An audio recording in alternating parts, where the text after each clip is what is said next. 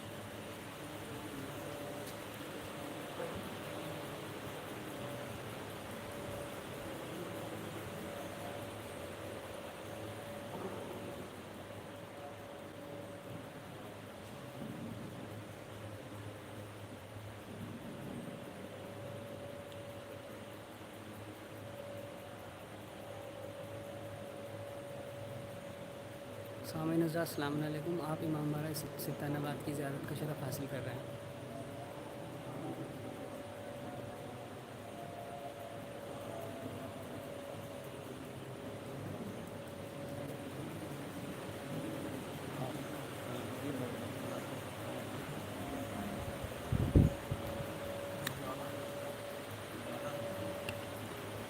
Mic لگائے.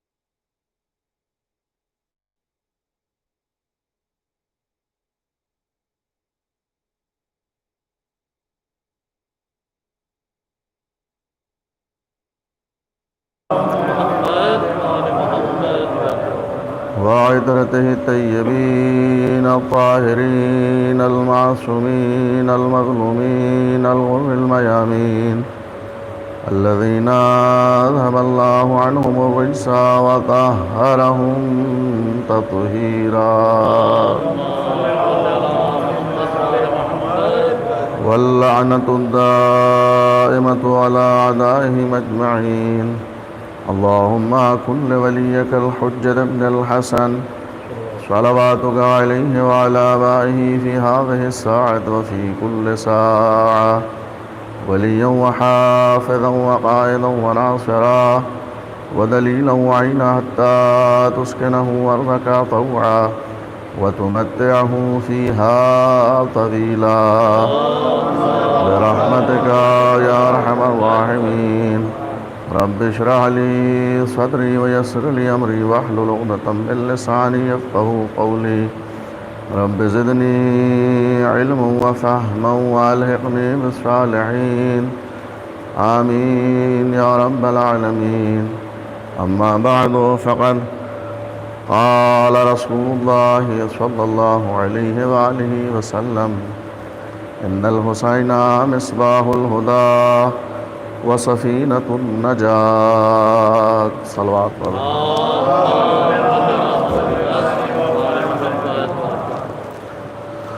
اور حضرات ایک مرتبہ سورہ الحمد اور قل هو اللہ کی تلاوت فرما کر مرحوم ڈاکٹر کوکب قدر سجاد علی مرزا ابن مہر قدر زاہد علی مرزا کی روح کو ارسال فرما.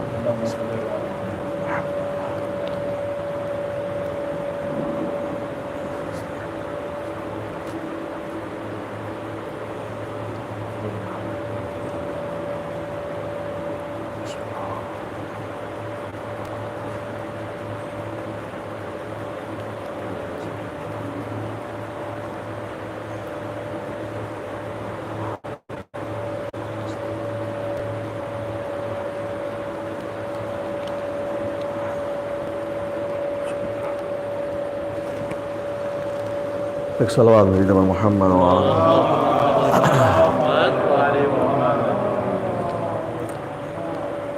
ارشاد سید الانبیاء خاتم المرسلین احمد مجتبی حضرت محمد مصطفیٰ صلی اللہ علیہ وسلم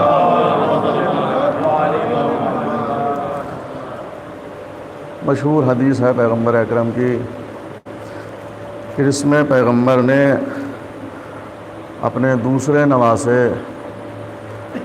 شیعوں کے تیسرے امام حضرت سید الشہداء امام حسین علیہ السلام کی عظمت کو بیان کرتے ہوئے پیغمبر نے ارشاد فرمایا حسین ہدایت کا چراغ ہیں اور سفینہ نجات ہے. ان الحسین مصباح الہدی، حسین ہدایت کا چراغ ہے اور سفینہ نجات. مشہور حدیث ہے پیغمبر اکرم کی کہ جس میں پیغمبر نے مولا امام حسین علیہ السلام کی عظمت کو آشکار کیا. آج عالم اسلام میں جہاں کہیں بھی انسان بنتا ہوا نظر آ رہا ہے تو اس کی دین سیدھی صرف اور صرف امام حسین علیہ السلام. دیکھیے امام ہے، ہدایت کا چراغ ہے اور نجات کا سفینہ ہے. ویسے بظاہر اگر دیکھا جائے تو امام حسین علیہ السلام کی عظمت کو پیغمبر اکرم نے بیان فرمایا ہے، لیکن در پردہ اگر آپ دیکھیں گے تو ہر امام مصباح الہدی ہے اور نجات کا سفینہ ہے. ہر امام، چاہے وہ امام حسن مجتبی ہو، چاہے وہ امام علی ابن الحسین ہو یا محمد باقر ہو الی قائم آل محمد علیہ السلام، سب کے سب ہدایت کا چراغ ہیں، سب سفینہ نجات ہیں. لیکن چونکہ پیغمبر نے امام حسین علیہ السلام کے سلسلے میں ارشاد فرمایا حسین ہدایت کا چراغ ہے، خاص طور سے یہ حدیث امام حسین کے سلسلے میں پیغمبر نے ارشاد فرمائی، اور وہ پیغمبر جو اپنی جانب سے کبھی کوئی کلام نہیں کرتے، کبھی کچھ بولتے نہیں ہیں. لہذا آپ جو پیغمبر امام حسین علیہ السلام کے سلسلے میں ارشاد فرما رہے ہیں کہ حسین ہدایت کا چراغ ہے اور سفینہ نجات ہے، تو اس کا مطلب پھر دیکھنا پڑے گا کہ واقعی امام حسین علیہ السلام ہدایت کا چراغ ہے.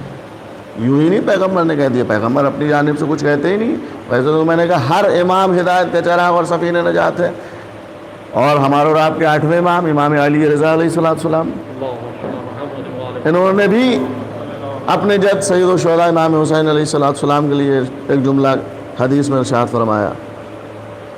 مولا امام رضا بھی ارشاد فرما رہے ہیں کہ ہم سب ہدایت کا چراغ ہیں اور سفینہ نجات ہے. امام رضا نے خود اس بات کی طرف متوجہ کروایا ہے. امام خود کہہ رہے ہیں 8ویں امام کہ ہم سب ائمہ جتنے ہیں 12 امام ہم سب ہدایت کا چراغ ہیں، لیکن میرے جد سید الشہداء امام حسین علیہ السلام وہ ہستی ہیں کہ جن کے یہاں وسعت پائی جاتی ہے. جن کے ہاں زیادہ لوگ ہدایت پا رہے ہیں، جس کی وجہ سے لوگ زیادہ راہ راست پر آ رہے ہیں، جس کی وجہ سے لوگ زیادہ راہ نجات پا رہے ہیں، اس ذات کا نام حسین ابن علی علیہ السلام۔ آج عالم اسلام میں آپ کسی بھی انسان کو آپ دیکھیے کہ وہ اچھی باتیں اگر کرتا نظر آ رہا ہے، انسانیت کی باتیں اگر کرتا نظر آ رہا ہے، تو یہ سمجھ لیے اس کا جوڑ کہیں نہ کہیں کسی حسینی، کسی عزادار سے ہے، اس کا لنک، اس کا جو ہے معاملہ کسی نہ کسی عزادار، کسی حسینی سے۔ ورنہ یزید جو چاہ رہا تھا مدینے میں اور پوری دنیا میں اپنی حکومت کرنا، اگر امام حسین علیہ السلام اس کے مد مقابل نہ آتے اور نہ نکلتے مدینے سے اور کربلا نہ آتے، نتیجہ کیا ہوتا؟ آج عالم اسلام میں مسلمان نہ کوئی نظر آتا، یزیدی سب نظر آتے ہیں۔ یہ دین ہے حسین ابن علی علیہ السلام۔ لہذا حسین ہدایت کا چراغ ہے اور سفینہ نجات ہے۔ اور مولا حسین مدینے سے نکل رہے، یہ جملہ کہتے ہوئے نکل رہے، خرجت لاصلاح امت جدی، میں جا رہا ہوں مدینے کو ترک کر کے، میں یہ دیکھ رہا ہوں کہ لوگوں کو گمراہیوں سے نہیں نکالا جا رہا ہے۔ مولا حسین کے خود کے جملے ہیں، جس وقت مدینے سے نکل رہے ہیں وہ یہ کہتے ہوئے نکل رہے کہ میں دیکھ رہا ہوں کہ لوگوں کو گمراہیوں سے نہیں نکالا جا رہا ہے، میں یہ دیکھ رہا ہوں امر بالمعروف نہیں ہو رہا ہے، امر نہی عن المنکر نہیں ہو رہا ہے، لہذا حسین نکل رہا ہے تاکہ لوگوں کو امر بالمعروف کرے اور نہی عن المنکر۔ تو مقصد امام حسین علیہ السلام کیا ہے مدینے سے نکلنے کا؟ دنیا کو، لوگوں کو، انسانیت کو خدا کے راستے پر لایا جائے، گمراہی سے نکالا جائے، نجات کا راستہ دکھایا جائے۔ مقصد حسین بھی یہی ہے۔ پیغمبر نے ارشاد فرمایا حسین ہدایت کا چراغ ہے اور نجات کا سفینہ ہے، تو مدینے سے حسین ابن علی علیہ السلام نکل رہے ہیں۔ اسی حدیث کی روشنی میں دیکھو، میرے نانا نے جو ارشاد فرمایا ہے میں وہی مدینے سے کرنے کے لیے نکل رہا ہوں۔ میں دیکھ رہا ہوں لوگ نجات کے راستے پر نہیں ہے، میں دیکھ رہا ہوں لوگ گمراہیوں میں ڈوبے ہوئے ہیں، لہذا حسین نکل رہا ہے تاکہ لوگوں کو نجات کا راستہ دیا جائے اور گمراہیوں سے نکالا جائے۔ تو سب سے بڑا مقصد حسین ابن علی کیا ہے کہ لوگوں کو نجات کا راستہ دکھایا جائے، لوگوں کو گمراہیوں سے نکالا جائے، لوگوں کو بچایا جائے۔ حسین ابن علی علیہ السلام نہیں چاہتے تھے خالی خود محترم بن کے رہیں اس دنیا میں، حسین نہیں چاہتے تھے خود مقدس بن کے رہیں اس دنیا میں۔ حسین ابن علی اس بات کو گوارا نہیں کر رہے تھے کہ خالی حسین کا احترام ہو، حسین محترم بنا رہے، حسین کے اہل خانہ محترم بنے رہے، باقی دنیا کے لوگوں کی عزت کو پامال کیا جائے، لوگوں کی آبرو کو پامال کیا جائے۔ لوگ، ہر انسان اس دنیا میں عزت دار ہے، ہر انسان اس دنیا میں محترم ہے۔ اسی غرض کے تحت امام حسین علیہ السلام نے مدینے کو چھوڑا ہے۔ امام حسین کو یہ بات گوارا نہیں تھی کہ لوگوں کی عزت کو پامال کیا جائے، لہذا حسین ابن علی علیہ السلام نے عزت کو محفوظ کیا ہے۔ اس بات کو گوارا نہیں کہ خالی میں محترم بن کے رہوں۔ امام حسین نے کہا کہ پوری دنیا کو میں محترم بنا کر رہوں گا۔ لہذا اس دنیا میں آج کے زمانے میں ہر انسان محترم ہے، ہر انسان عزت دار ہے، ہر انسان مقدس ہے، ہر انسان آبرومند ہے، ہر انسان۔ بلکہ اگر میں یہ جملہ کہوں غلط نہیں ہوگا، انسان تو انسان ہے، اشرف مخلوق اللہ نے قسمیں کہا کر اس کی عظمت کو بیان کیا ہے۔ لیکن اگر آپ غور کیجئے گا تاریخ انبیاء اور تاریخ ائمہ میں، حیوان بھی بعض موقعوں پر محترم نظر آ رہے ہیں، حیوانوں کو بھی اللہ نے محترم بنا دیا بعض جگہوں پر۔ ہر انسان تو محترم ہے ہی ہے، حیوان بھی محترم ہے۔ میں اپنی بات کی دلیل کے لیے وہ آپ کو واقعہ یاد دلاؤں، حضرت موسیٰ کا آپ سب کو یاد ہے۔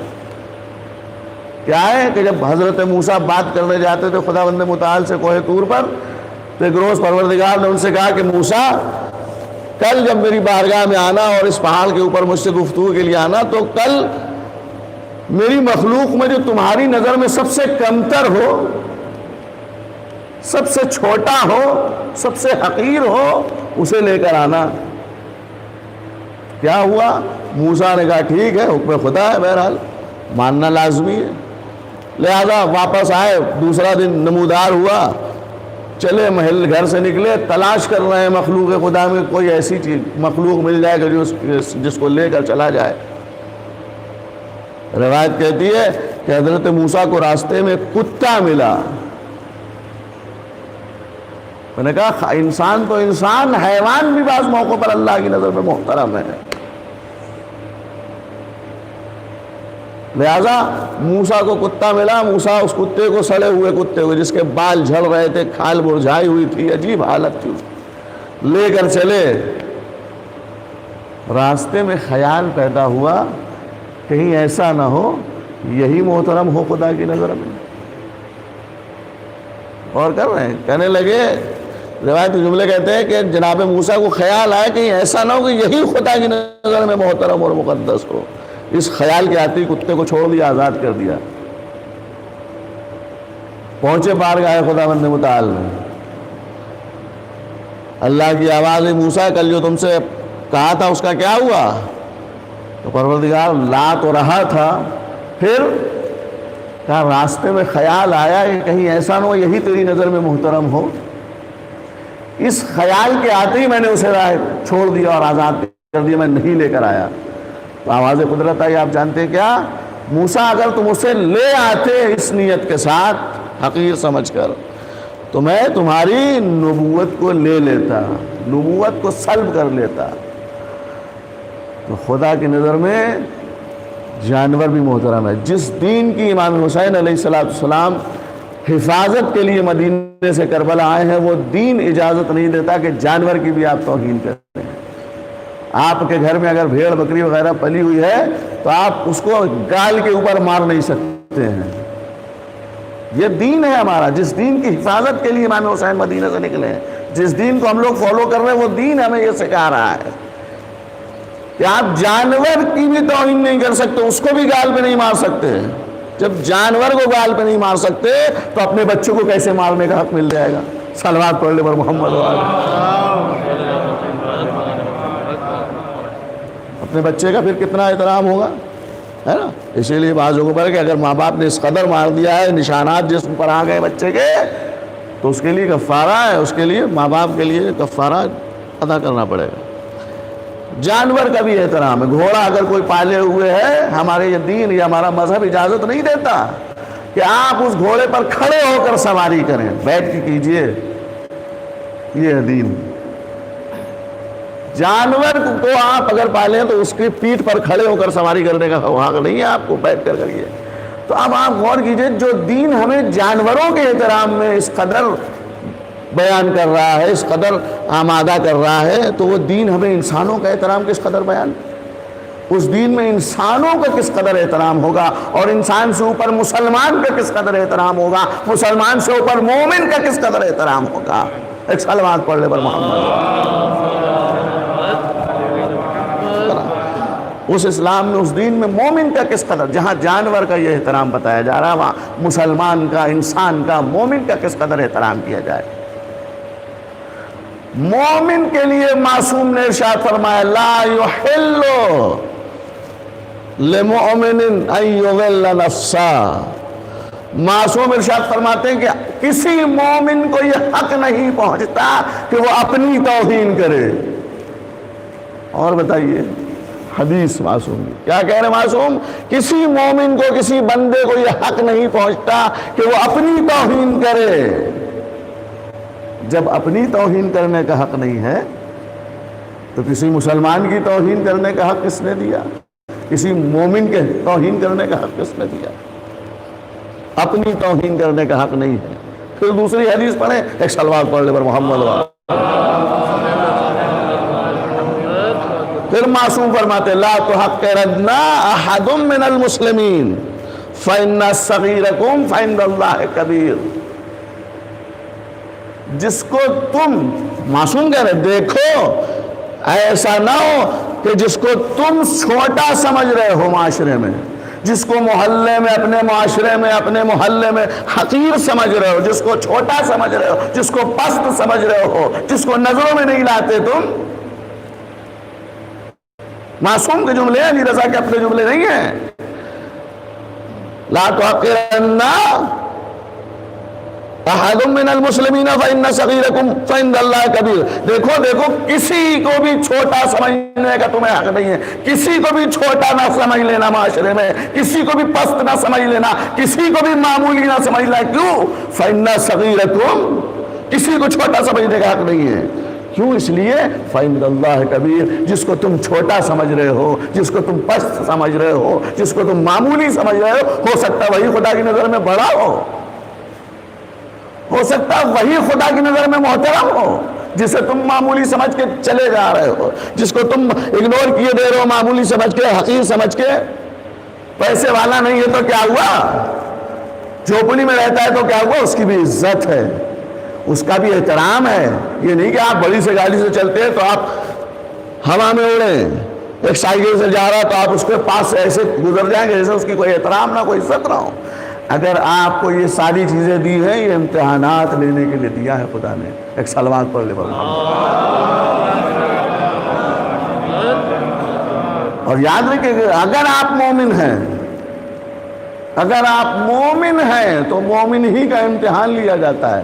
किसी को पैसा दे के लिया जाता है, किसी को ना देकर लिया जाता है, किसी को औलाद देकर इम्तिहान लिया जाता है, किसी को ना देकर लिया जाता है, किसी को नेमतें देकर इम्तिहान लिया जाता है, किसी को ना देकर इम्तिहान लिया जाता है। इम्तिहान सबका लिया जा रहा है। खुद कुरान ने कहा, ये आपने मेरे जुमले नहीं, सूरह अनकबूत की पहली ही आयत में अल्लाह इरशाद फरमा, अहसिबन नास अन युतरकू, क्या तुम ये समझते हो कि तुमने ला इलाहा इल्लल्लाह पढ़ लिया, मोहम्मद रसूलुल्लाह पढ़ लिया, ईमान लिया तो तुमको ऐसे ही छोड़ दिया जाएगा? तुमको ऐसे नहीं छोड़ा जाएगा, तुमको आजमाइश में डाला जाएगा, तुम्हारा इम्तिहान लिया जाएगा। हजरत इमाम हसन अस्करी अलैहिस्सलाम, इमाम अली मकाम ने भी ये भी बता दिया कि मोमिन का इम्तिहान क्यों होगा। मोमिन का इम्तिहान इसीलिए होता है ताकि उसके ईमान में और निखार पैदा हो। मोमिन का इम्तिहान हर मोमिन का, पैगंबर ने फरमाया 7 के दिन में भी अगर मोमिन इम्तिहान से बचने के लिए चला जाए तो वहां भी उसका इम्तिहान लिया जाएगा, वहां भी उसको छोड़ा नहीं जाएगा, मोमिन का इम्तिहान लिया। और 11वें इमाम ने क्या इरशाद फरमाया? मोमिन का इम्तिहान इसलिए लिया जाता है ताकि उसके ईमान में निखार पैदा हो जाए, ताकि उसके ईमान में जला आ जाए और नूर आ जाए और मर्तबे बढ़ते चले जाएं। आज एक दर्जे पर है, कल इम्तिहान लिया दूसरे दर्जे पर पहुंचाया गया, फिर इम्तिहान लिया गया तीसरे दर्जे पर पहुंचाया गया। ये सलमान, मिक़दाद, अबू ज़र ये ऐसे ही थोड़ी ना पहुंचे, इम्तिहानात दिए हैं। सलावत पढ़ ले मोहम्मद,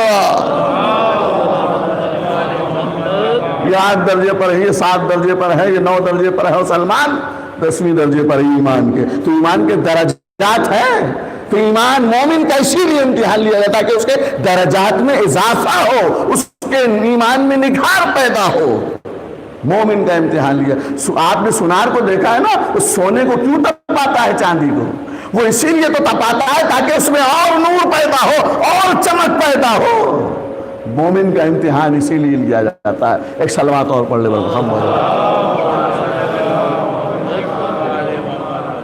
मोमिन का इम्तिहान इसीलिए लिया जाता है। हमारे इस महीने में, सफरुल मुज़फ़्फ़र के महीने में 7 तारीख को हजरत इमाम मूसा काज़िम अलैहिस्सलाम की विलादत की तारीख गुजरी है। एक बुलंद सलवात पढ़ ले पर मोहम्मद।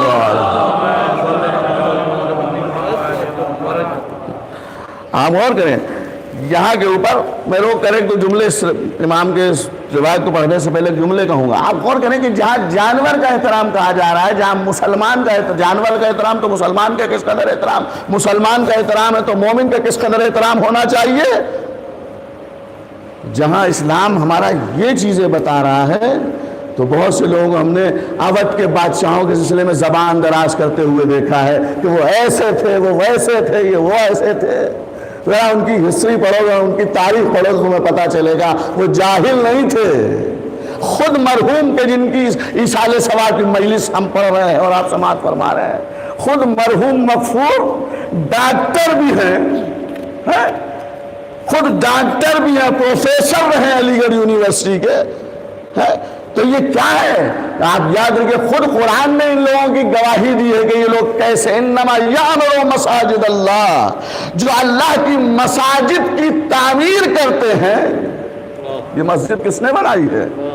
امجد علی شاہ نے بنائی، انہی کے پرپوتے کی تو مجلس ہے، یہی سال ثواب کی، بھی 13 ستمبر کو مرحوم اس دنیا سے رخصت ہوئے ہیں کلکتہ کی سرزمین پر، اور وہاں بھی مرحوم نے اسی امام باڑے کے نام سے ایک امام باڑہ تعمیر کرا ہے جس کا نام سبطین آباد ہے۔ ایک صلوات پڑھ لے بر محمد، ایک اور صلوات بھیجے بر محمد خود قرآن گواہی دے رہا ہے، کیا انما یعمر مساجد اللہ من آمن باللہ، جو لوگ اللہ کی مساجدیں تعمیر کرتے ہیں وہ کیسے لوگ ہیں؟ زبان دراز کرنے سے پہلے سوچو کہ کس کے بارے میں کیا کہہ رہے ہو۔ پہلے تمہیں حق نہیں دیا ہے کہ تم اپنی توہین کرو، جو دین، جو مذہب، جو اسلام ہمیں اپنی توہین کا حق نہیں دیتا تو کسی دوسرے کی توہین کا حق کیسے مل جائے گا، ہے نا؟ تو اب ذرا ان بادشاہ نے اودھ کے بارے میں کہنے سے پہلے قرآن پڑھو کیا کہہ رہا ہے۔ انما، وہ بھی کلمہ حسر لگا ہوا ہے، انما جہاں آ جاتا وہاں لاک کر دیا جاتا ہے، بس اور بس۔ ایسے ہی لوگ یہ کیا کرتے ہیں، انما ولیکم اللہ، انما یرید اللہ، انما الہکم الہ واحد، وقت ختم ہو جائے گا آیات گنواتے تو یہاں بھی انما یعمر، یہاں بھی انما کلمہ حسر لگا ہے۔ انما یعمر مساجد اللہ من آمن باللہ والیوم الآخر واقام الصلاۃ وآتى الزکاۃ۔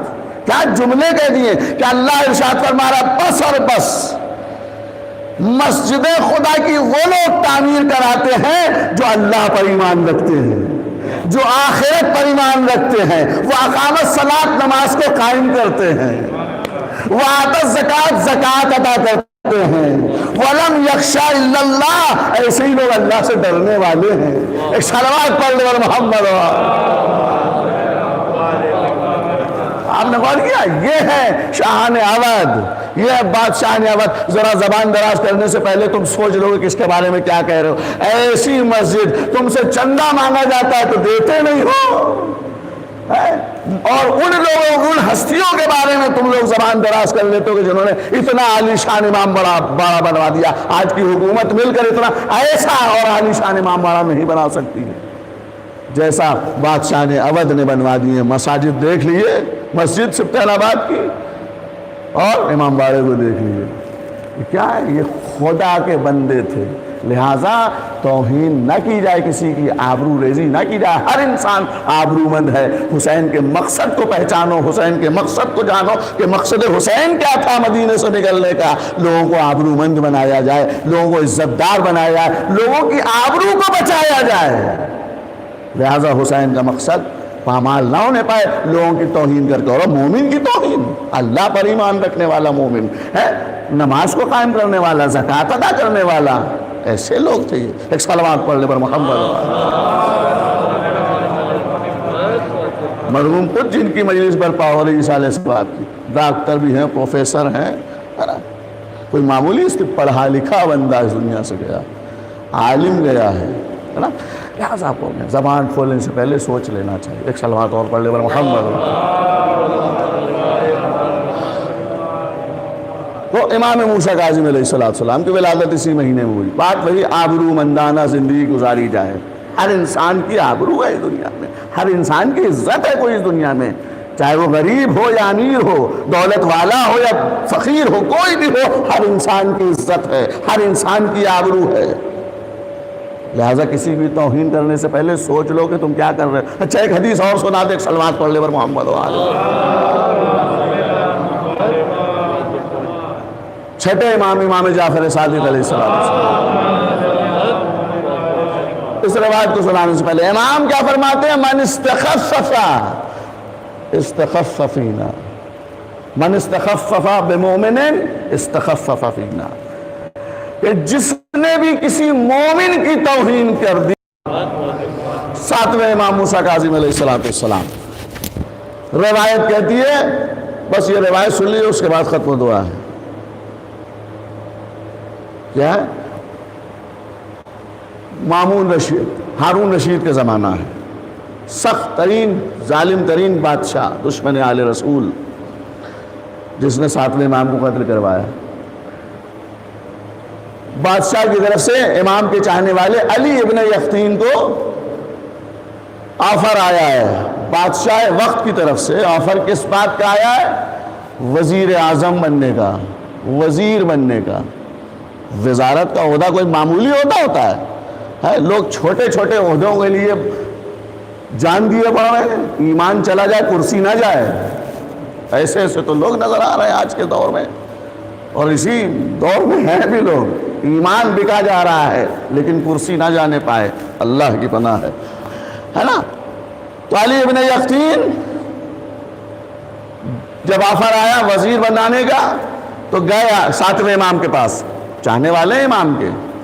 گئے امام کے پاس, مولا ہارون رشید کی طرف سے آفر آیا ہے وزیر بنانے کا, اس نے دعوت نامہ دیا ہے, تو کیا آپ کی اجازت ہے کہ میں اس کے دربار کا وزیر بن جاؤں؟ تو امام موسیٰ کاظم علیہ السلام نے فرمایا بالکل بنو, لیکن کچھ شرط کے ساتھ. شرط یہ ہے کہ دیکھو جب بھی کوئی میرا چاہنے والا, ہم سے محبت کرنے والا تمہارے پاس آئے ہیلپ کے لیے تو تم اس کی ہیلپ کر دینا. اس شرط کے ساتھ وزیر بنو, جب بھی کوئی میرا چاہنے والا, مجھ سے محبت کرنے والا تمہارے پاس مدد کے لیے آئے تو اس کی مدد کرنا, توہین نہ کرنا. اگر تم نے اس کی مدد نہ کی تو پھر ہم تمہارے نہیں ہیں. امام موسیٰ کاظم علیہ السلام نے یہ کہا, اس نے کہا ٹھیک ہے مولا, ہم آپ کی بات کو ذہن نشین کرتے اور آپ کی بات پر عمل کیا جائے گا. امام نے فرمایا علی ابن یقطین یاد رکھو, اگر تم نے میری بات یہ مان لی تو 3 چیزوں کی ضمانت میں لے رہا ہوں. تم کو تلوار سے قتل نہیں کیا جائے گا, جیل میں نہیں ڈالا جائے گا, اور جب تک زندہ رہو گے فقیر نہیں ہوگے. اتنا بہترین آفر مولا امام موسیٰ کاظم نے دے دیا. 3 چیزوں کی ضمانت لے لی ہے. قتل نہیں کیے جاؤ گے تلوار سے, جیل میں نہیں ڈالے جاؤ گے, جب تک زندہ رہو گے فقیر نہیں ہوگے, امیر بنے رہو گے, اگر تم نے میری ایک بات مان لی. ایک بات ماننے پر مولا دنیا اور آخرت کو سنوارے دے رہے ہیں. کہا ٹھیک ہے, چلے گئے, وزیر کے عہدے پر فائز ہو گئے. روایت کہتی ہے کوفے کا رہنے والا ابراہیم جمال آیا. کوئی ظاہر سی بات ہے, ہمارے لکھنؤ میں حکومت کے کیسے کیسے منسٹر ہیں اور کیا ہے کیسے کیسے عہدوں پر فائز ہے, اور اگر وہ آج دین کا کام نہیں کر رہے, کسی دیندار کو بھگائے دے رہے ہیں اپنے دروازے سے, ان کو امام زمانہ کو جواب دینا پڑے گا. امام زمانہ کو جواب دینا پڑے. وہ موسیٰ کاظم کا زمانہ تھا, یہ موسیٰ کاظم کے بیٹے کا زمانہ ہے. ہم اگر کسی بڑے عہدے پر فائز ہیں تو یہ یاد رکھیے ہم کو اللہ نے یوں ہی نہیں بھیجا اس بڑے عہدے پر, اس لیے بھیجا تاکہ اللہ کے بندوں کی مدد کی جائے. ایک صلوات پڑھ لے بر محمد. اور اگر اس کو دھتکار دیا اور اس کی توہین کر دی کسی بندے خدا کی, کسی مومن کی, تو اس کا جواب آپ کو دینا پڑے گا. وہ موسیٰ کاظم کے چاہنے والا, امام کا چاہنے والا فائز ہو گیا. ابراہیم جمال کوفے سے کسی ضرورت کے تحت آئے, پہنچے علی ابن یقطین کے پاس. انہوں نے ملاقات ہی سے انکار کر دیا, مدد کرنا تو دور کی بات, توہین ہو گئی. ایک امام کا چاہنے والا ابراہیم جمال, توہین ہو گئی ان کی. اب جو توہین ہوئی وہ واپس چلے گئے کوفے. یہ حج کے پیریڈ میں پہنچے حج کرنے, حج کر کے مدینے آئے. امام موسیٰ کاظم کے گھر پر دروازہ کھٹکھٹایا. امام موسیٰ کاظم علیہ السلام کا غلام باہر آیا, کہیے کہ مولا سے کہہ دو کہ علی ابن یقطین آئے ہیں. وہ اندر گئے امام سے, اس نے کہا کہ علی ابن یقطین آپ کے چاہنے والے آئے ہیں. امام موسیٰ کاظم نے ان سے کہا جیسے آئے ویسے ہی واپس چلے جاؤ, ہم سے ملنے کی ضرورت نہیں ہے. کیوں؟ اس لیے کہ انہوں نے میرے ایک چاہنے والے کی توہین کر دی ہے, میرے ایک چاہنے والے کی آبرو برباد کر دی ہے, اس کو اس کی عزت خراب کر دی ہے. وہ آیا تھا مدد کرنے کے لیے, مجھ سے وعدہ کر کے گئے تھے, انہوں نے مدد نہیں کی. ان سے کہو واپس چلے جائیں. اب یہ گھبرا گئے, ظاہر چاہنے والے ہیں مولا کے, ہماری طرح کے چاہنے والے تھوڑی نا, روز توبہ بھی کر رہے ہیں, کام وہی کر رہے ہیں. ایک صلوات پڑھ لے محمد. ایسی توبہ قبول نہیں کی جائے گی, منہ پہ مار دی جائے گی. ایک اور صلوات پڑھ لے محمد. استغفار زبان پہ اگر ہے تو پھر استغفار ہونا چاہیے, یعنی کہ استغفار بھی زبان پہ ہے اور کام وہ ہو رہا ہے جو اہل بیت کے دشمن کیا کرتے تھے. خیر, وہ تڑپ گئے, مولا کوئی توبہ کا راستہ یہ ہے کہ مجھ سے نہ مانگو توبہ, جاؤ ابراہیم جمال کے پاس کوفے, وہ معاف کر دیں گے تو موسیٰ کاظم بھی معاف کر دیں گے. اور آسان ہلکے میں نہ لیجیے دین کو. کہ لگے اگر ابراہیم جمال نے معاف کر دیا تو سمجھ لو موسیٰ کاظم نے معاف کر دیا. چھٹے امام کی حدیث کہ اگر تم نے میری توہین کر دی، اگر کسی مومن کی توہین کر دی، من استخفف بمومن استخفف فینا، اگر تم نے کسی مومن کی توہین کر دی تو اس کی توہین نہیں، ہمارے رسول کی توہین کی ہے. تو امام موسیٰ کاظم نے کیوں لوٹایا تھا؟ اسی لیے لوٹایا تھا، اس کی توہین نہیں، موسیٰ کاظم کی توہین ہو گئی تھی. امام کا چاہنے والا گیا تھا مدد کے لیے. کہ جاؤ مفلا جگہ چلے جاؤ، اگر توبہ واقعی چاہتے ہو تو وہاں ایک اونٹ ہے، اس پہ سوار ہو کے چلے جانا. رات کے سناٹے میں پہنچ گئے اور وہ دروازے پہ وزیر اعظم کھڑا ہو کسی کے گھبرا جائے گا. دروازہ کھٹکھٹایا، ابراہیم جمال نکلے. خیریت اتنے رات میں؟ کہ ابراہیم جمال میرا مولا موسیٰ کاظم ناراض ہے ہم سے. خیریت؟ کہاں تم آئے تھے، ہم نے تمہاری آبرو ریزی کر دی، تمہاری توہین کر دی، لہذا موسیٰ کاظم کی رضا تمہاری معافی میں ہے، تم مجھے معاف کر دو. ابراہیم جمال کہتے کہ میں نے تمہیں معاف کیا، میرے خدا نے تمہیں معاف کیا. وہ علی ابن یقین کہتے نہیں، ایسے نہیں، ہم لوگ غلطیاں بھی کر رہے ہیں، توہین بھی کر رہے ہیں اور معذرت کرنے کے لیے تیار ہی نہیں ہے. اس قدر بے غیرت ہیں. بے غیرتی اسی لیے آ گئی، ایمان چلا گیا. الغیرت من الایمان، جہاں غیرت نہیں ہے وہاں ایمان نہیں ہے، جہاں حیا نہیں ہے وہاں ایمان نہیں ہے. معصوم نے فرما دیا. علی ابن یقین کہتے ہیں ایسے نہیں، میں لیٹا جا رہا ہوں زمین پر، جملے سنیے، میں لیٹا جاتا ہوں زمین پر، تم اپنا جوتا میرے گال پہ رکھ دو، اس طرح سے معاف کر دو. ہے کوئی آج کے زمانے میں ایسا مسلمان اور ایسا مومن؟ نعرہ حیدری جب لگتا ہے تو بڑے چہٹ یا علی کہتے ہیں. ذرا یہ علی کے پیغام کو بھی تو سن لو کہ علی کا پیغام کیا ہے، اولاد علی کا. لوگوں کی توہین نہ کرو، ہر انسان محترم ہے، ہر انسان مقدس اور آبرومند. انہوں نے اپنا پاؤں رکھا ابراہیم جمال نے، اور علی ابن یقین اس حالت میں موسیٰ کاظم کی خدمت میں گئے. امام موسیٰ کاظم نے کہا بس میں تم سے راضی ہوں. اس طرح سے رضا امام موسیٰ کاظم ملی ہے علی ابن یقین. تو آج جو بھی جس عہدے پر حکومت میں فائز ہیں اور اگر وہ کام نہیں کر رہے ہیں، ان کو جواب دینا ہوگا وقت امام کو. یہ مجلس آن لائن چل رہی ہے، سب سن رہے ہیں. کسی سے ڈر کیا، کسی سے خوف کیا؟ حضرت علی علیہ السلام باقاعدہ آخری وقت میں کہہ رہے ہیں اپنے بچوں سے، وہ اپنے بچوں سے نہیں، در حقیقت ہم سے کہہ رہے ہیں حق بولتے رہنا، چاہے تمہیں پھانسی دے دی جائے. حق سے پیچھے نہ مڑنا، حق سے جو ہے باز نہ آنا، حق بیان کرنا چاہے کوئی بھی سامنے ہو. جواب دینا پڑے گا امام زمانہ کو. امام زمانہ ناراض ہیں، چاہے تہوار والی کربلا چلے جاؤ یا کربلا چلے جاؤ، امام حسین کی رضا نہیں ملے گی، دعائیں قبول نہیں ہوں گی جب تک وقت کا امام راضی نہ ہو جائے، جب تک گھر والے راضی نہ ہو جائے. گھر میں لوگ ناراض ہیں اور جا رہے ہیں غار والی کربلا، اور 4 مرتبہ کربلا چلے جا رہے ہیں، 5 مرتبہ کربلا چلے جا رہے ہیں. کیا ہے بھائی؟ تمہیں واقعی ثواب پانا ہے کئی مرتبہ کا، جو لوگ تڑپ رہے انہیں بھیج دو اپنے پیسے سے، تمہیں بھی ثواب مل جائے گا. بیچارہ وہ غریب بھی زیارت کربلا کر لے گا. ایک صلوات پڑھ لے بر محمد، بس ختم کر لے گا. آپ اور جہاں جس دین نے اجازت نہیں دی ہے کسی کی بھی توہین کرنی، ان نام نہاد دینداروں نے کربلا کے میدان میں کیا کیا؟ اس کی توہین کر دی جو لوگوں کی آبرو کو بچانے کے لیے مدینے سے کربلا آیا تھا. اس کو بے عزت کیا گیا. اور ایسی توہین، اللہ نہ کرے کسی گھرانے کی ایسی توہین ہوئے ہو جس طرح سے آل رسول کے گھرانے کی، جس طرح سے فاطمہ زہرا کے گھرانے کی توہین کی گئی، جس طرح سے علی کے گھرانے کی توہین. حسین ابن علی علیہ السلام ایسی توہین، اللہ اکبر، خدا نہ کرے. کربلا کی شہادت، واقعات کربلا کے بعد، امام حسین کی شہادت کے بعد کیا غضب ڈھایا گیا ہے کربلا کے میدان میں. 11ویں محرم کو جب یہ قافلہ نکلنے لگا ہے تو بیویوں کو ایک رسن میں 12 گلے، جیسا کہ آپ سنتے رہتے ہیں، پانی، اور کس انداز میں لے کر چلے ہیں کربلا سے کوفہ اور کوفہ سے شام. جب کوفہ یہ قافلہ آیا ہے اور تمام طرف آئینہ بندی کی جا رہی ہے، اور لوگ آواز دے رہے ہیں کہ جن لوگوں نے علی و فاطمہ کی بیٹیوں کو نہیں دیکھا وہ دیکھیں. کیا توہین کی گئی ہے آل رسول کی. جس گھرانے نے لوگوں کی توہین کو بچایا, لوگوں کی عزت کو بچایا, توہین نہیں ہونے دی, اس گھرانے کے ساتھ کس قدر توہین آمیز جملے استعمال کیے گئے اور لوگوں کو کس طرح سے ان کی توہین کی گئی.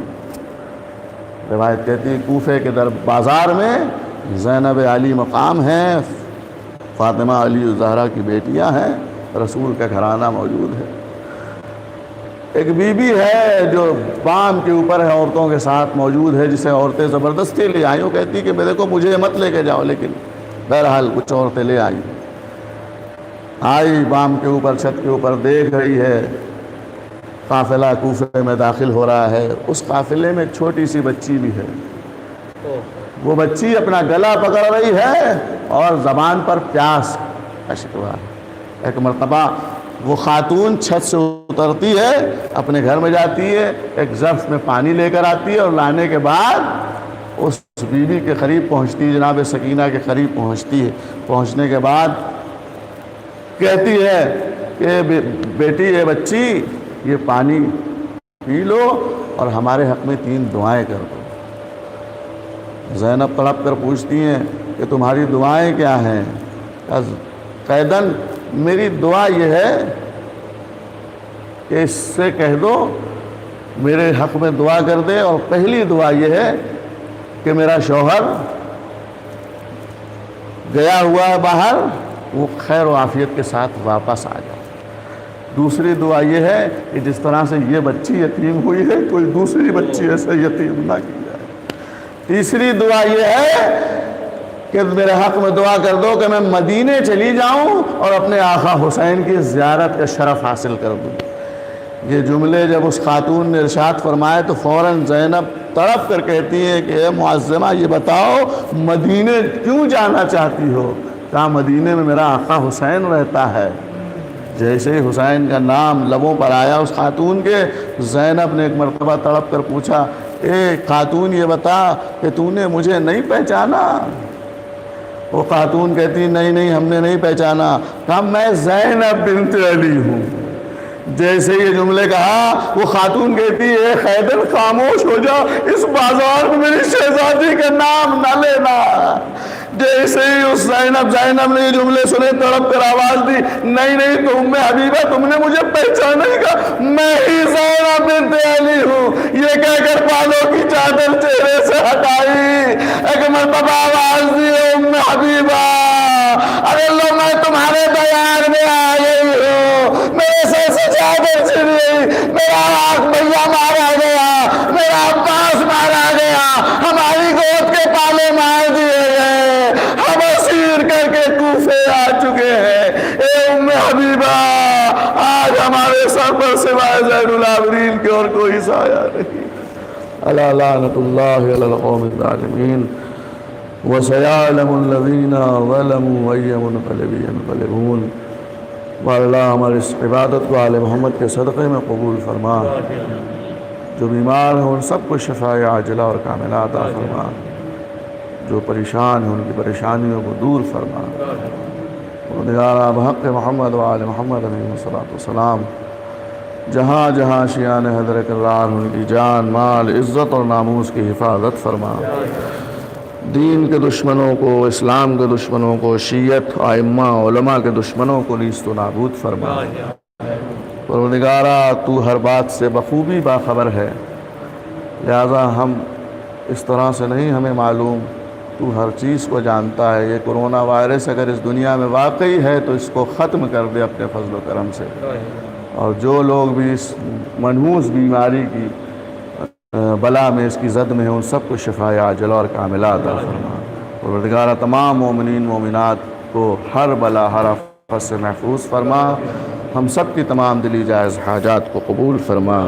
حضرت حجت امام زمان کے ظہور میں تعجیل فرما.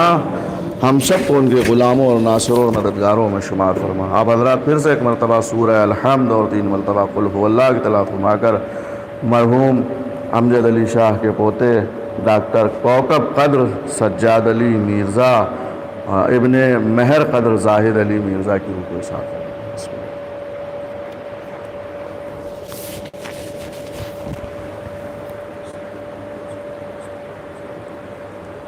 غير المغضوب عليهم.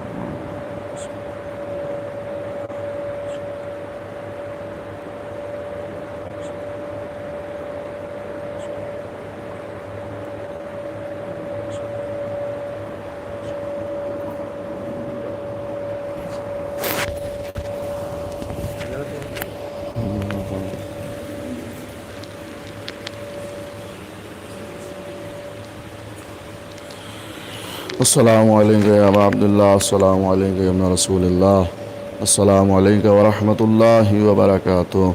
السلام عليك مولاي يا غريب الغرباء، يا معين الضعفاء والفقراء. السلام عليك يا شمس الشموس يا أنيس النفوس، أيها المدفون بأرض طوس يا علي بن موسى الرضا ورحمة الله وبركاته.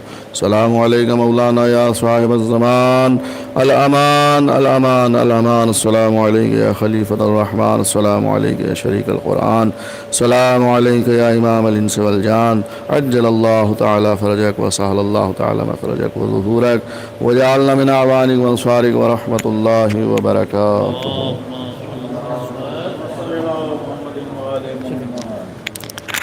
اللهم صل على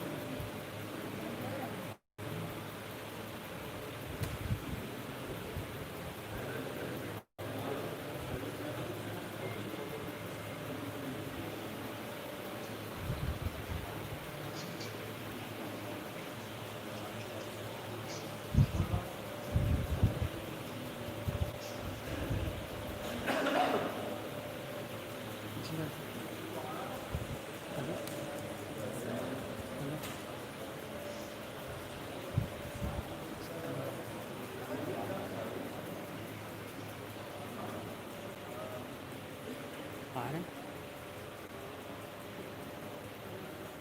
20 منٹ لگے.